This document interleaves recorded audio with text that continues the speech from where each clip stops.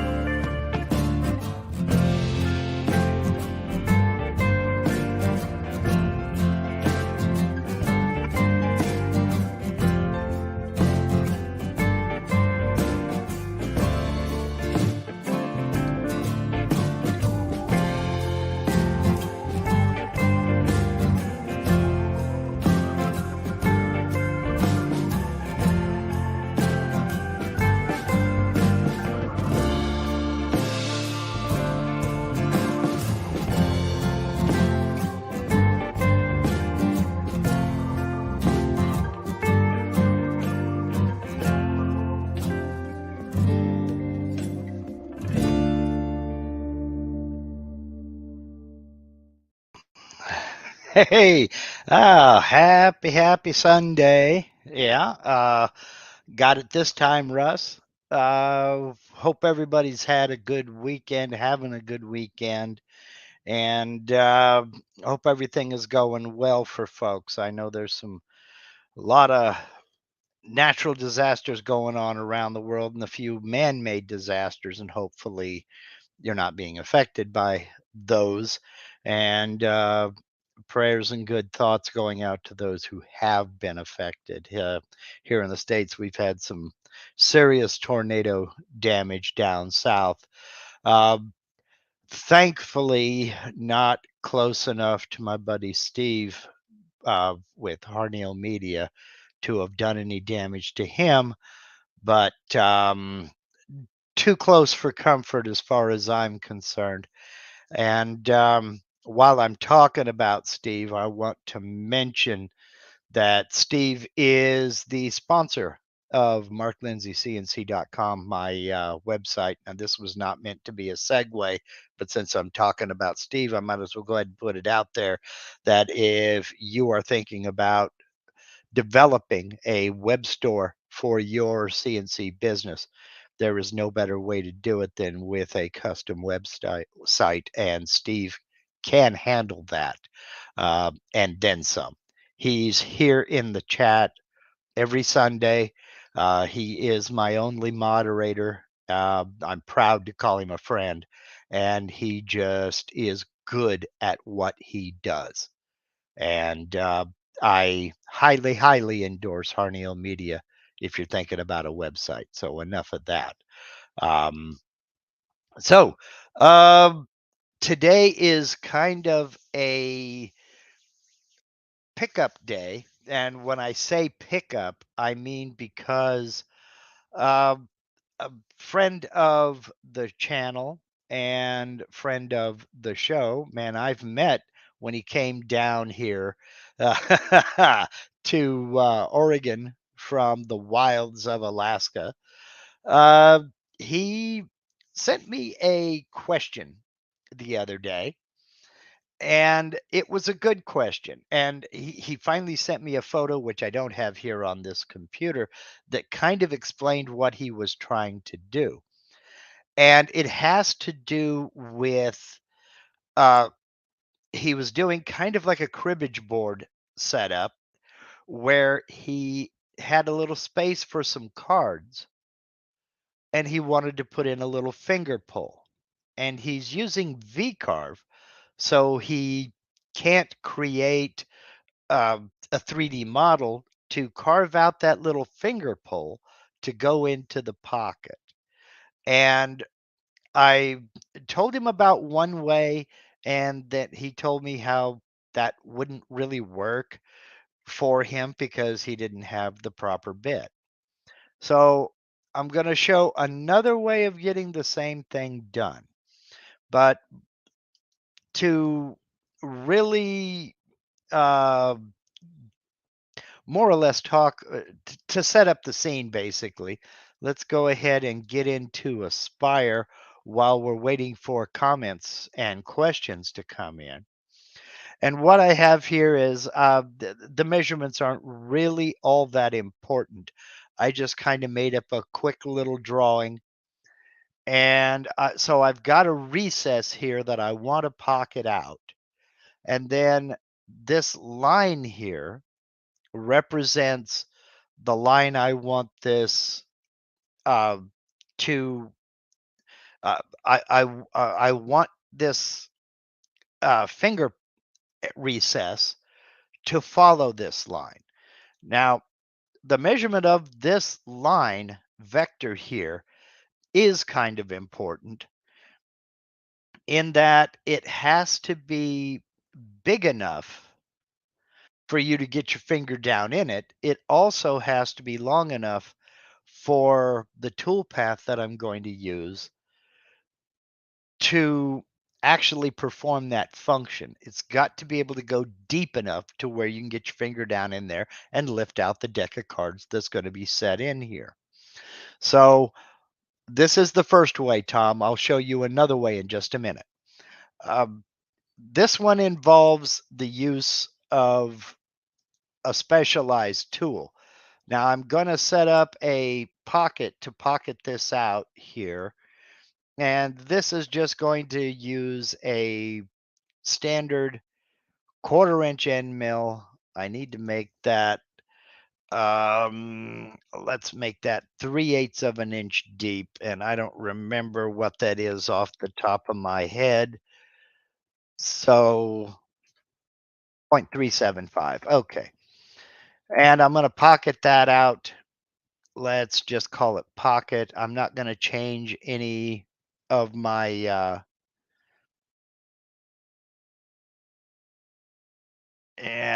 criteria rather. And man, I thought I had that set up to where we would go into medium wood, but evidently I need to go in and change that. So let's go ahead and preview both of those tool paths just to get it done and over with. And there is my pocket. Now, to create this little finger recess, I'm going to use a fluting tool path. And so I'll select this bit and I'll go into my fluting tool path, or select the vector rather, not the bit. Now, if we look at my fluting tool path, the start point of my flute is way out here.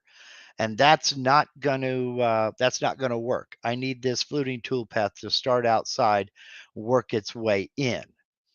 So I'll close this. With the vector selected, I'll go into node editing and I'm going to come right over here, put my cursor over that node, right click, make start point, and that reverses the direction of that vector. So now I can tap N on my keyboard again to come out of node editing. And the tool I'm going to use is I'm going to use a bowl and tray bit. The bowl and tray bit is a 3/4 inch diameter. Let's get into the tool database and let's go down here. I've got a 3/4 inch diameter bowl and tray bit. I'll select that. And now for my fluting depth, I want it to be the same depth as my pocket. So I'll come down to the fluting depth, 0.375. I want it to ramp over the complete length. All right. And I want it to be a smooth ramp. So the bit's going to smoothly ramp down into this pocket. And we'll go ahead and calculate that. Now I'm going to preview it. And there is our little finger pull. Now you see it did not go all the way down to the bottom of this recess. If you do want it to go down to the bottom of the recess, then one of two things will need to happen. Either I'll need to increase, let me undo that last there. I'll need to either increase the depth slightly. Let's try 0.4, calculate it, and then we'll preview that. But that's going to leave us a little mark down here that I don't want.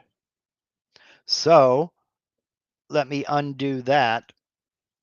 Another possibility is lengthening my vector. Now, that may or may not work. Personally, I think that little ridge at the bottom is just fine and could be taken care of with a little bit of sanding. Okay, so we'll change that back to 0.375. We'll calculate it, then preview it. And let's come in here and take a look. And if we look at my readouts down here, we can see that my Z depth is 3/8 of an inch here. And it's 0.30. So I've got a 70 thousandths step here. So I think that's going to be quite all right. If that's too narrow, undo last, I can go back into my toolpath here, select a different bit. Let's go for the 1.25 inch diameter, which is huge. Okay. But I'm going to try it just to see what it looks like. And I'm not going to change anything else. We'll calculate and we'll preview that. That makes, like I say, about 1.25 inches wide. That is a huge, huge bit. Okay. So that is, anyway, that is one way of doing that. Okay. That's one way to do that. Let me go ahead and we'll undo that. Another way to do it is by doing a 3D carve, but because he's in V-carve and not Aspire, and I'm going to leave this vector up just to use it as a guide. He can't, but because he's using V-carve and not Aspire, he can't create a 3D shape. But thankfully, in the clip art, we have some 3D shapes that you can use. We've got some domes and dishes here. So let's take this dome right here. We'll double click it to put one out in the middle of our material here. And I'm going to resize it down. I'm going to come over here and grab hold of this dot right here. And I'm going to bring it over and get it to about the same width as that vector. Then I'm going to come up here and do the same thing with my height. Bring it down about like so. Let's position it right here. Now I can get into, I'm in my modeling tab. I can set my size at how wide in X I want it, and I want it to be exactly 2 inches wide. And I want it to be 1 inch tall. Okay, and I want to scale that from the center because I've got my center placed where I want it. Click apply. Oops, link XY, I had that marked. Let's make that 2.0. Apply. There we go. Now I've created that oval. But if I go into my 3D view, it's a bump. I don't want a bump. So I'm going to change my combine mode to subtract. All right. With that combine mode set as subtract, it's now a recess. Okay. I'm also going to apply a zero plane to it to fill in all these rough edges up here. All right. So we're good there so far. Now, whoops.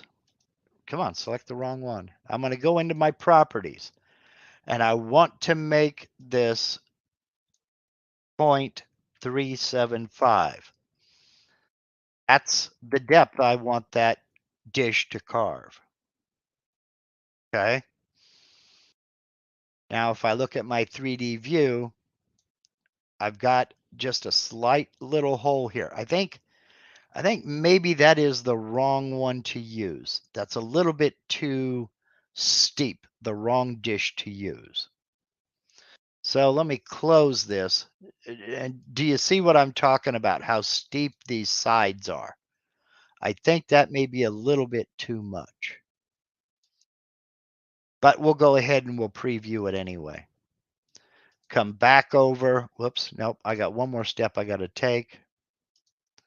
I need to make sure my model is selected and I need to draw a vector around it because that's what I'm going to machine to.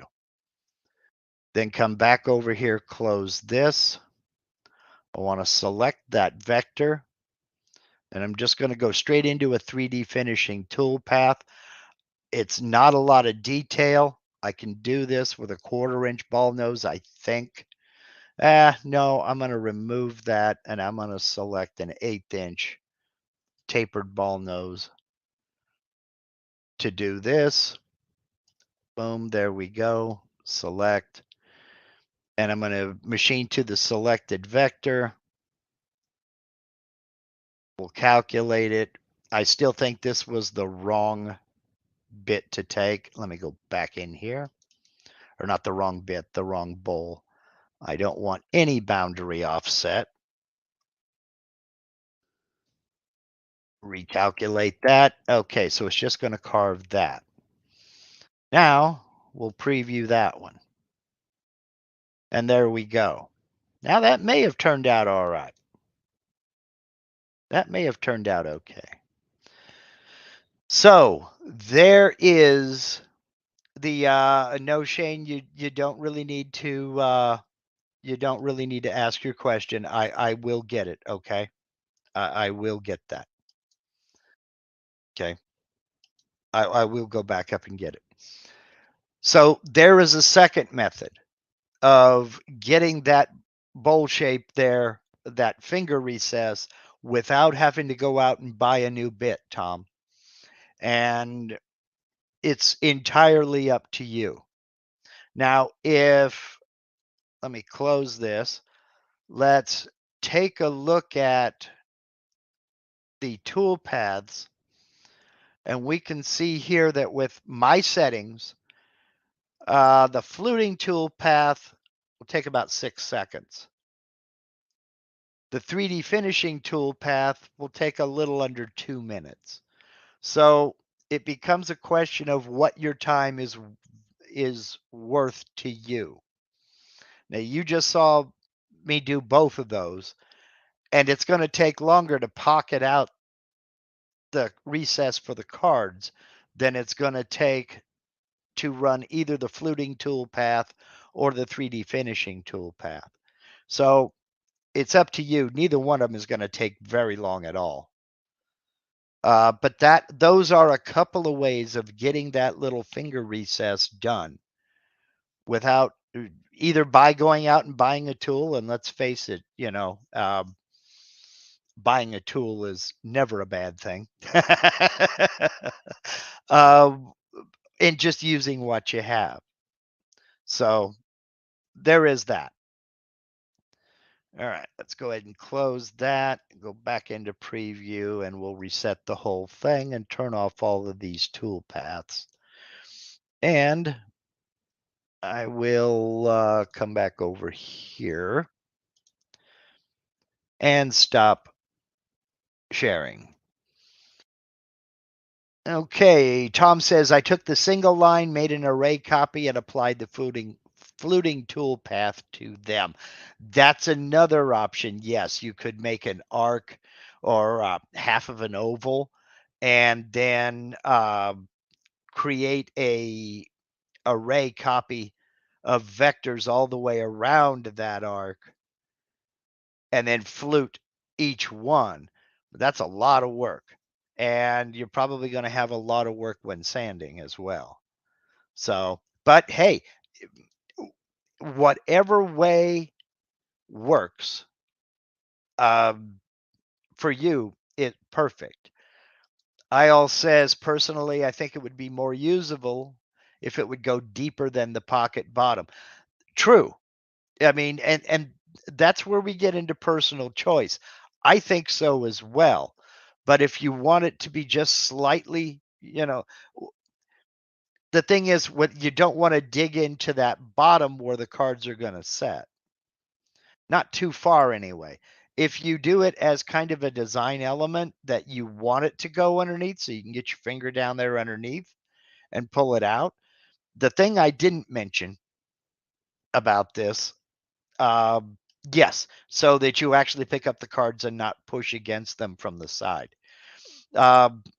Something I didn't mention, and I will mention it now, is that in Tom's example, he had another vector inside that was machined just slightly deeper that went down here so you could get your fingers underneath. So Yes, Dwayne, you're absolutely right. You need to be able to get to the bottom card. So there's basically a shelf down in here that the cards sit on. So, and you can adjust the depths.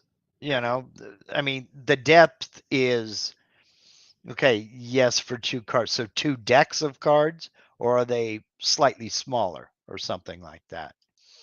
But yes, you can adjust your depths. I just did that to show how to get that shape, basically. So let me go back up here and see if I can find Shane's original question because it did cruise by when I was paying attention to something else. B. Okay, Shane says, are you familiar with the Laguna Swift? No. I am struggling with it hitting the Z limit and then driving the bit through my work. Okay, I'm assuming that there is a setting to keep that from happening. Step over? No. Step over is pretend this is a bit. Step over is the distance your bit is literally going to step over to cut the next pass. So if it cuts along this way here and moves over and then comes back, that distance it moves, that's your step over. That doesn't have anything to do with Z height. Okay. I am not familiar at all with Laguna or Laguna Swift. I know a couple of people who have Laguna machines, Rob Sandstrom and Shane Peters. And there may be a couple of more, as a matter of fact. But if if it's hitting the Z limit, is that Z limit down or Z limit up? Most machines don't have a Z limit down. Hitting the Z limit and then driving the bit through my work. Let me ask you this. First of all, before you start machining at all, are you homing your machine? That's crucial. Are you homing the machine before you start? If you're not homing the machine, your controller and controller software has no idea where that spindle is. And a few years ago, well, when I first started, I was having an issue with every time I used my, well, not every time, but every once in a while, when I used my touch plate to touch off the machine, the bit, it would touch off and then try to drive down through the table after the touch off. And what I did not have homing or limit switches. What I discovered was when I turned on my controller, it had no idea where that router was. So it was trying to go to the home position and it thought that home was down below the level of the material. So I discovered that by bringing my my Z up to about an inch away from its max travel and setting that as the home position, it never happened again. Now, I'm assuming you're saying, yes, you are setting your, you are homing the machine. Next, where are you setting your Z0?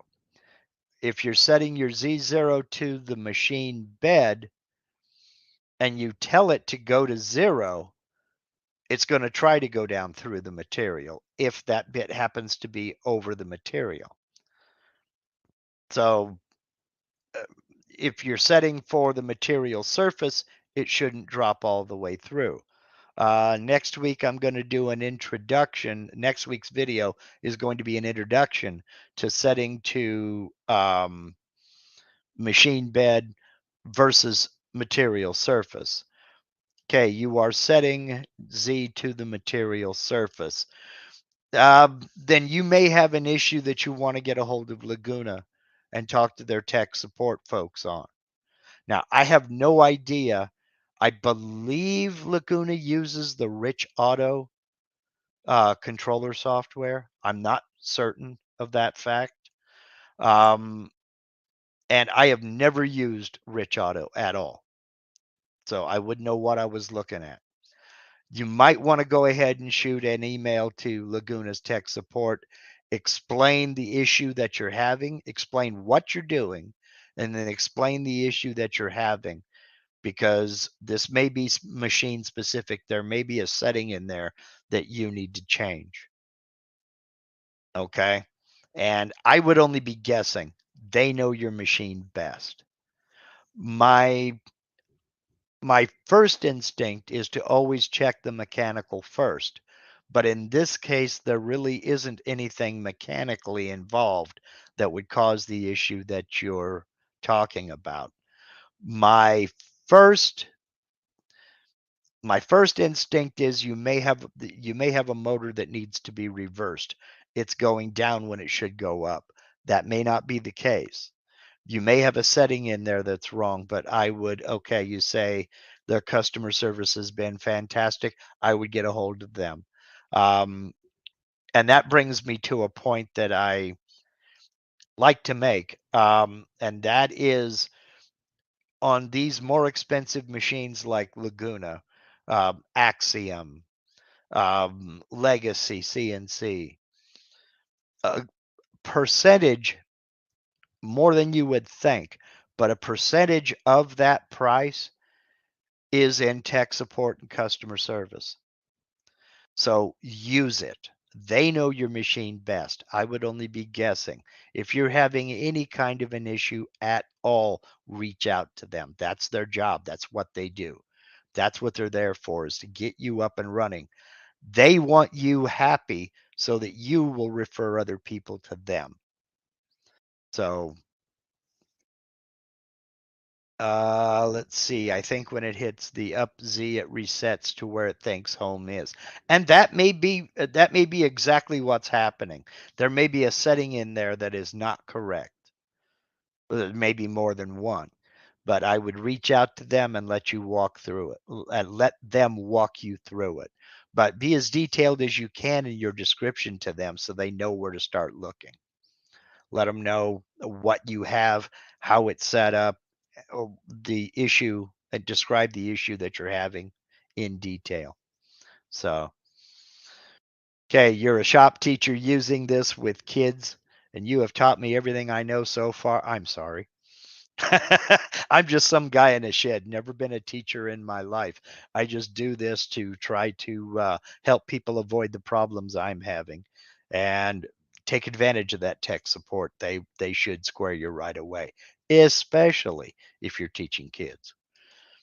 So, so let's see here. Martin says, this is related. How do you set the home start position Z gap above the material surface? Okay, let me go back into Aspire and I'll show you exactly that. And this is exactly the same in Aspire, VCarve, Cut 2D, any of them. So, excuse me, I'm still doing one of my annual allergy things. We've got stuff blooming and oh yeah. Okay. When we first come over, and this is especially true when you have a 3D model that you're going to be cutting. When we first come over to the toolpath tab over here, um, we have material setup. And click this button right here for set. Now up here, we have kind of a miniature version of the job setup, but we're showing my material thickness is 3/4 of an inch. If I have done something to change that, like surface it to smooth out the top, and that is changed, I can change that right here. Okay. My XY datum in this case is set to the material center. If I use a touch plate or I have some work offsets set up, now is when I can change this. I can set it off to the bottom left corner now, here. Not going to do that though, because I'll have to recalculate all my toolpaths. My Z0 set to the material surface. If I want to change that, now I can do this. Here's one that gets overlooked in material setup, and that is the position of the model in the material.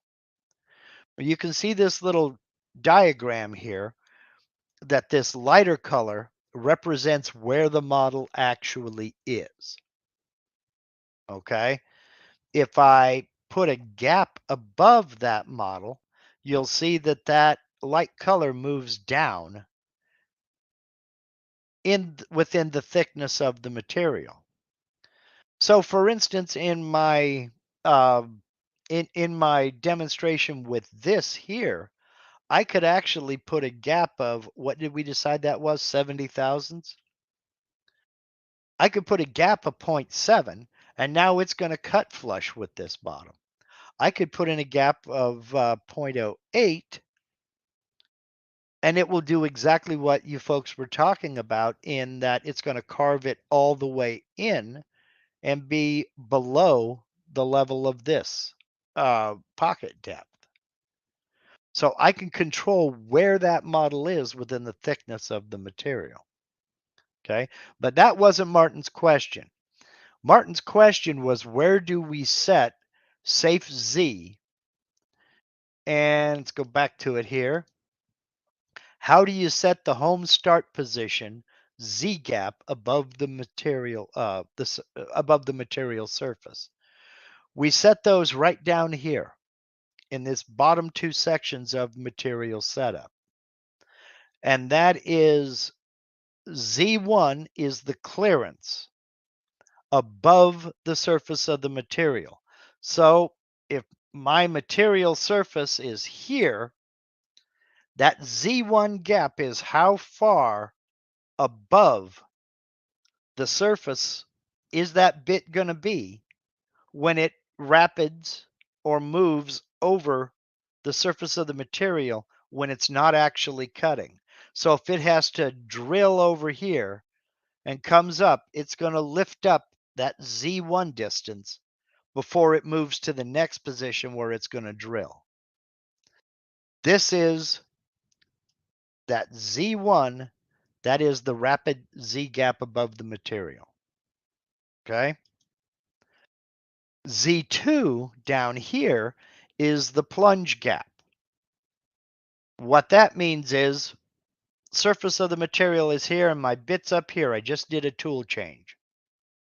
When it goes to the home position, or when it starts to plunge, it's going to drop down at the rapid rate, whatever rapid rate your CNC is set for. It's going to come down at the rapid rate until it gets to this Z gap, in my case 0.2, so not quite a quarter of an inch. Okay, not quite 6 millimeters. When it gets to that point, it's going to slow down to the plunge rate you have set for that bit. So if you have your rapid rate, in my case, is 600 inches per minute. That bit's going to come down at 600 inches per minute until it gets to 0.2.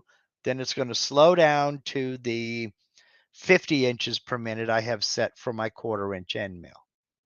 Now it'll slow down, it'll start slowing down before it gets to this distance, but when it gets to this distance, it is going to slow down, be slowed down to that plunge rate. Okay? The home start position down here is the position your bit is going to be at when the tool path starts. Now, you have your 0 set, in this case, to the center of the material. The home start position, I have always kept mine at whatever my X0, Y0 was set at.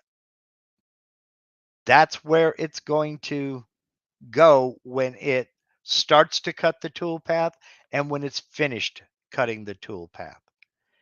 With the height above the material, that's incredibly large. I don't need it to be that high. I can set it I'm going to say to 0.75. So when that bit is finished cutting the entire tool path, it's going to lift up 3/4 of an inch above my material and move over to that home position. In this case, right back over to the center of the material. Okay. So that is the home start position. And that's where the bit is going to return to when it finishes that cut. And with all these changes made, I click OK. And now it's telling me I have to recalculate all these tool paths. So I'll recalculate. They've been successful. Now let's preview it.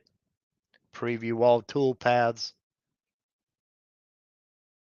And let's see how that finger pull worked out. And there we go. It's still got a little bit of a edge there. Well, no, you wouldn't feel that, but you can get your finger down in there to pull those cards out now. So hopefully that answered that question. Let's see here.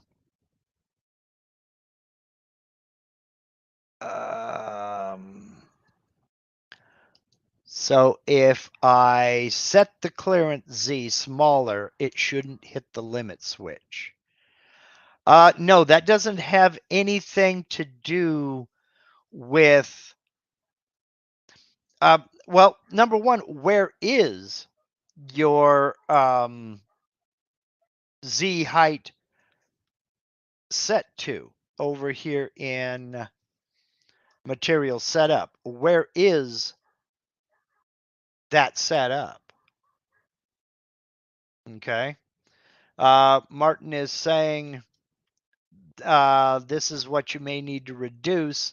I think you're topping out the Z-axis because that figure is too high, which then throws off the Z0 position. That may be. I mean, again, I don't know if you use imperial or metric, but I'm looking at right now a Z gap above the material as my home position is 3/4 of an inch or roughly 19 millimeters above the Z gap. Gap of point Z is really deep. Again, that's above the material. That's where it's going to start. And think of it this way. If you've got a bunch of clamps or something like that in your way, your Z gap may be taller than that. Now, that's not the clearance rapid gap above the material when it's moving from toolpath to toolpath or from hole to hole. That's up here. That's 0.2.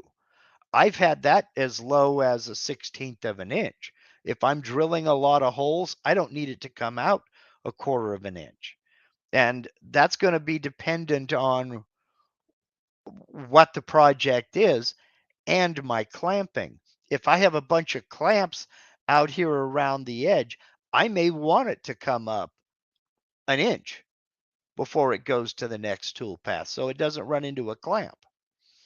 But the Z gap above the material when it first starts or when it ends of 3/4 of an inch, that's not bad at all.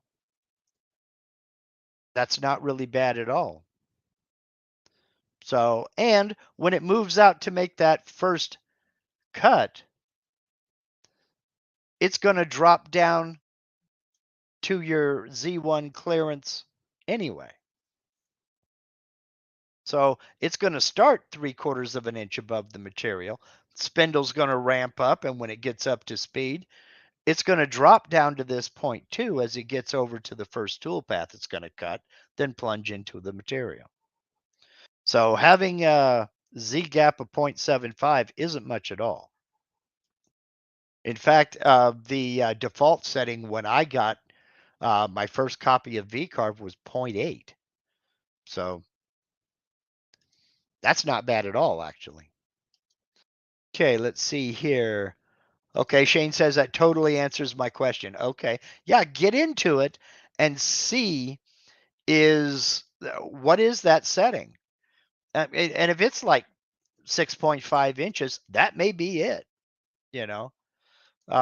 Also, again, I don't know if you're using metric or imperial, but if there's a number in there that was set at metric, say 25.2, because they wanted that gap to be 25.2 millimeters, and you have changed everything else over to imperial, then it's just going to see that 25.2 and try to move 25.2 inches.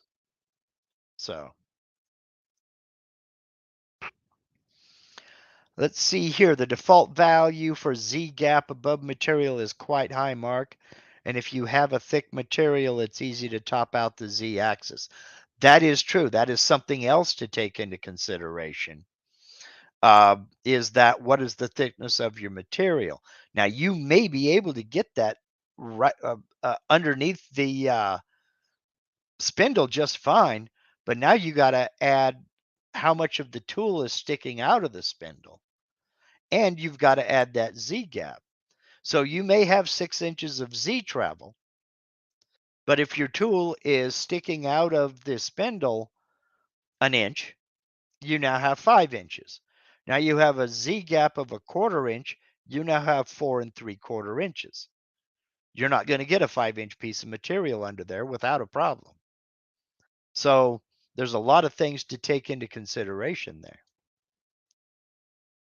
So Dwayne Ruthig says, after hitting the touch plate, my Z retracts up 1 inch. Yes, so does mine. But now that I have homing switches, all of that is figured in. I don't have to go in and do any of that stuff. That was the incentive for me to go ahead and put homing and limit switches on my machine. My first 3 machines were home built. And I had the option of adding homing and limit switches. And on the first 2, I didn't. I didn't add them. I thought they were just overcomplicating things. I put a piece of material on the table. I set my XYZ to that piece of material, and then I cut the tool path.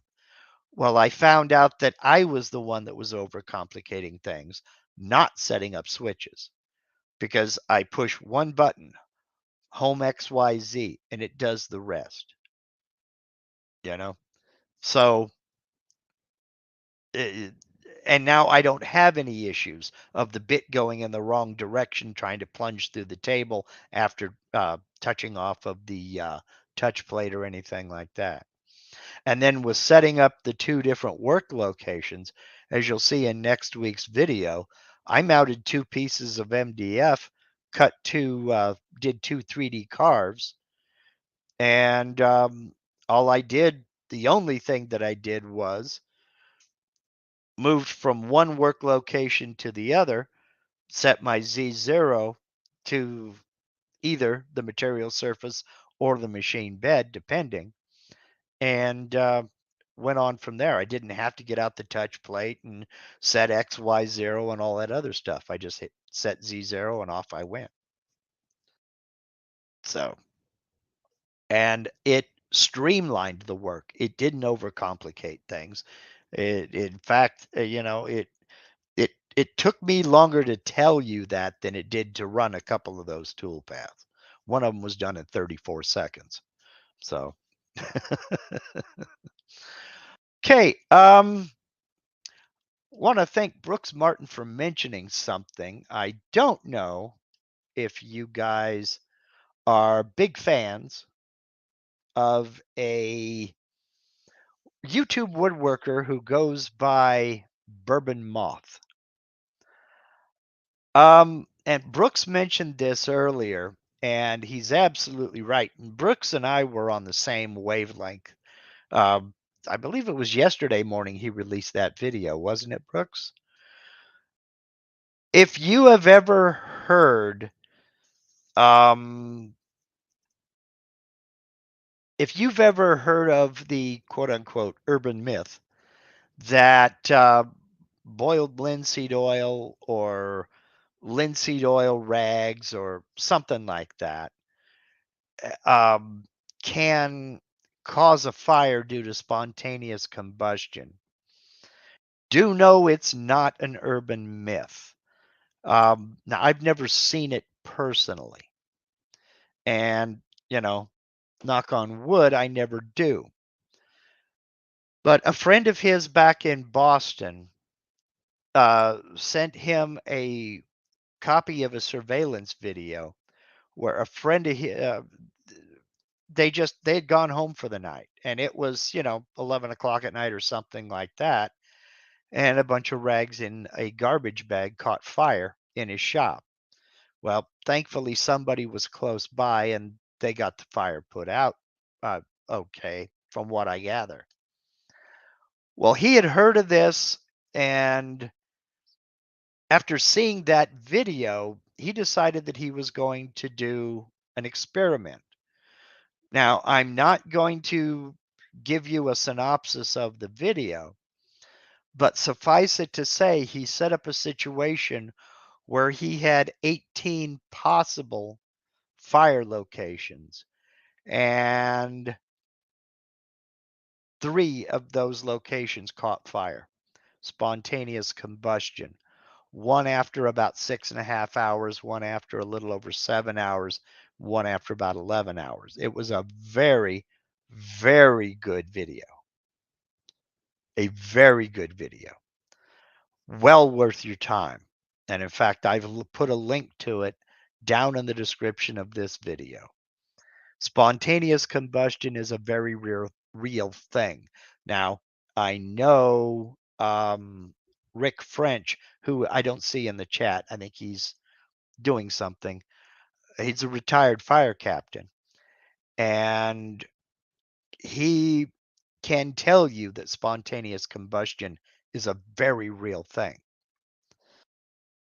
And it doesn't have to be that big of a fire to create a major issue.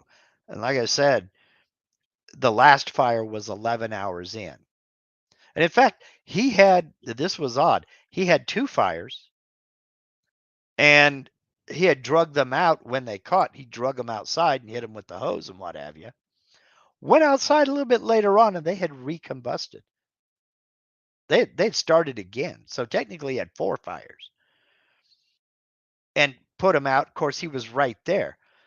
But the last one was 11 hours out. So when you think about that, 11 hours, let's say you're in the shop and you go in the house at 5 o'clock.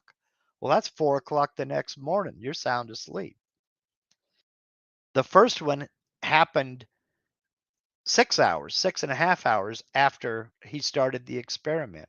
And he tried boiled linseed oil, he tried raw linseed oil, and he tried Rubio monocoat, which has a linseed oil base. One of all 3 spontaneously combusted. I am not going to sit here and do a synopsis of his entire setup or what have you. I would just highly encourage you to go check out Jason's video over at Bourbon Moth Woodworking. And like I said, I put a link in the description below. It's food for thought, and it will make you rethink what you've been doing. It is a very real thing, a very real thing. And I see that Steve has linked it right over here in the chat. So, yeah. Brooks also puts in that Mike Mazalik has demonstrated it in the sun, and he can see combustion at about 25 minutes. Wow. Wow. So let's see here. Wade Custon says, I had a rag pile spontaneous combust, melted the siding on my house. Good thing I had more siding. Yeah. Um, Now, he used one of his little controls was a one of the red metal cans that has, you have the foot treadle, and drop the rag in and the lid pops up and then closes. It is made for that. It's made for oily rags. It's one of those bright red fire cans, they call it. for storing oily rags and what have you. And, you know, um, that is an option. Personally, what I have always done, okay, yeah, Wade says it was a Minwax low VOC stain that uh, spontaneously combusted. We work with some very flammable, very toxic stuff, and we don't even think about it. I'd say probably half of us don't even wear gloves. Probably a third of us don't wear any kind of dust masks or respirators or anything unless we're, spray painting or something like that. Then, if we got the cup gun out or HVLP setup, then we'll put on a respirator. But the fume buildup, especially in a small shop like this, doesn't take much before it's explosive. And even just wiping stuff up with rags, things can spontaneously combust. So, what I have always done in the past was I have used whatever thinner for that finish, like for instance, boiled linseed oil. I will rinse out that rag with mineral spirits and I hang it outside, lay it out flat, and let it evaporate. And when that rag is dry, then I'll throw it away. So it doesn't take much to do it. I have a 1 gallon can of used thinner that I do for that.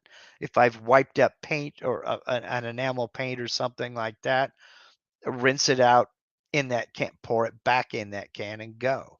And then once a year around here, we have a chemical drive where you can take that kind of thing to the landfill for free and they dispose of it properly. So it's something to think about. But the big thing to do is to put that stuff, lay it out flat in a well ventilated area and let it evaporate, let it dry. I mean, again, when I use like linseed oil or something like that, I rinse it in that mineral spirits, wring it out, then lay it out flat and let it dry. And that reduces, I'm not saying that that's going to eliminate the possibility of spontaneous combustion, but it's going to really help reduce it. So it's just something to keep an eye on.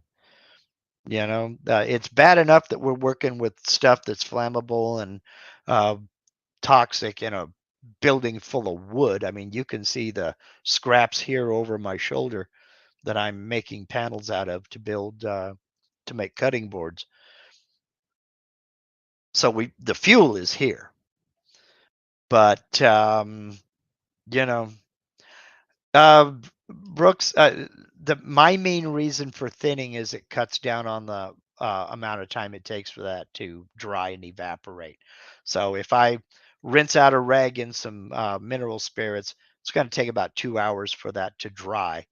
It'll be hard and crunchy before it versus, what, 24 to 48 hours for just linseed oil or something like that.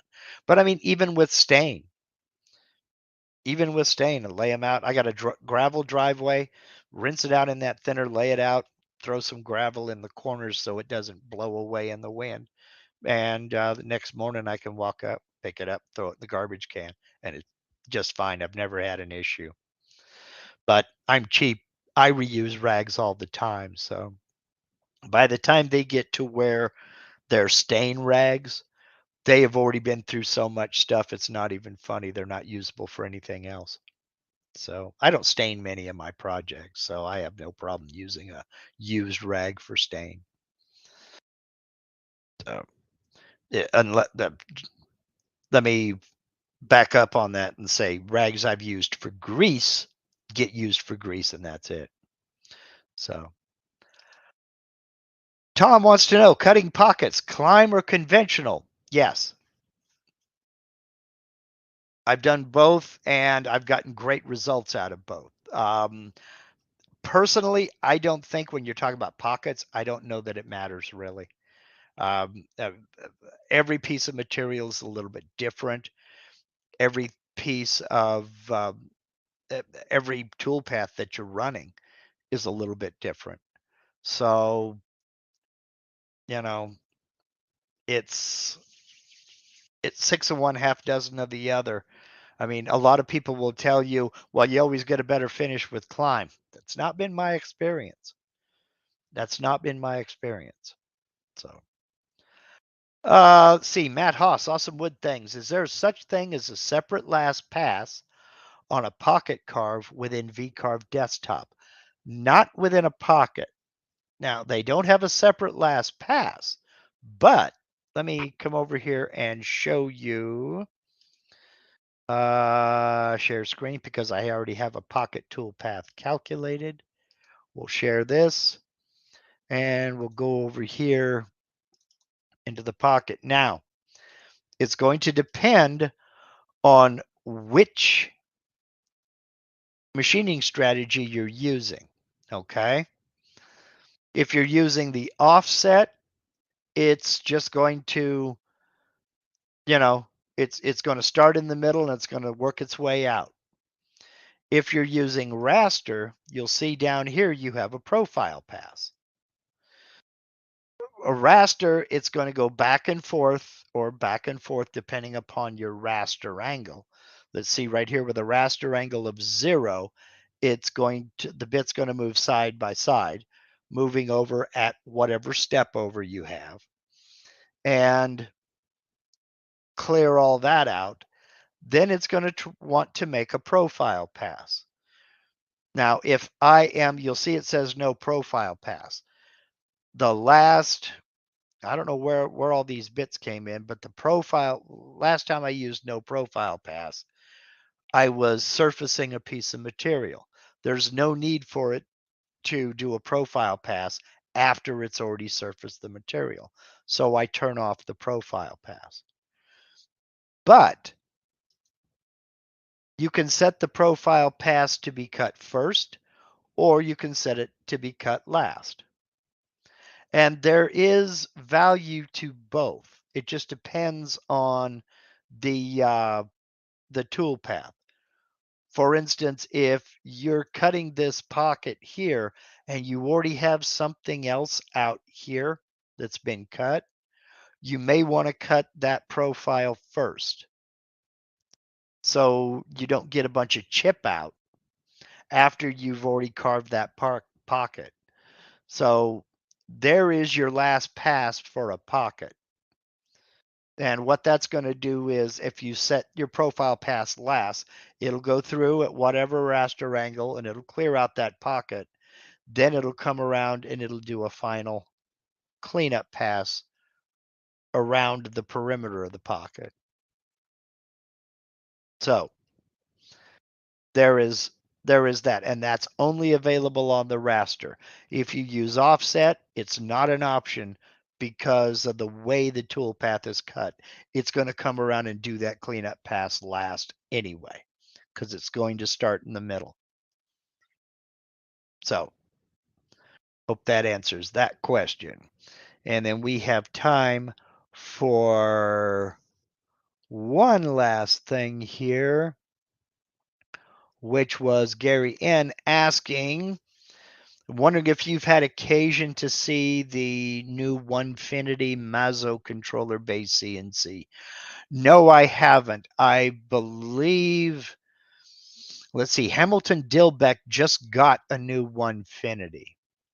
But I don't know. I haven't watched his video yet. I don't know if he got the Mazo controller or what. I really am not sure. John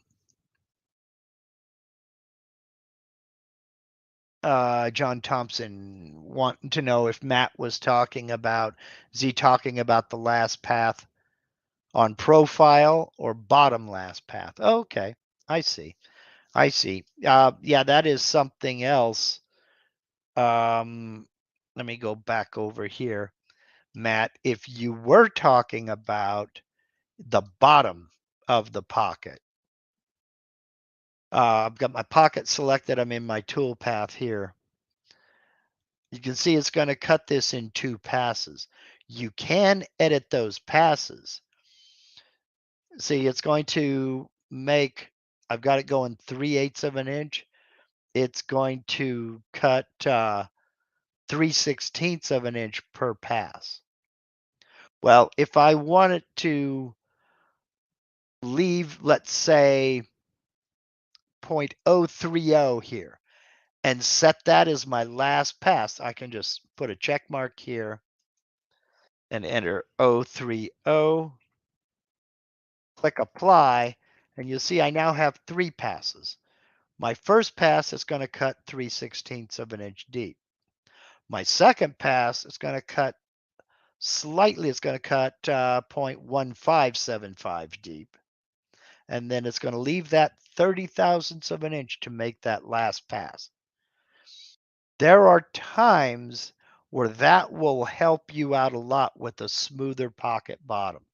That can help to reduce the number of machining marks that get left in the bottom of a pocket.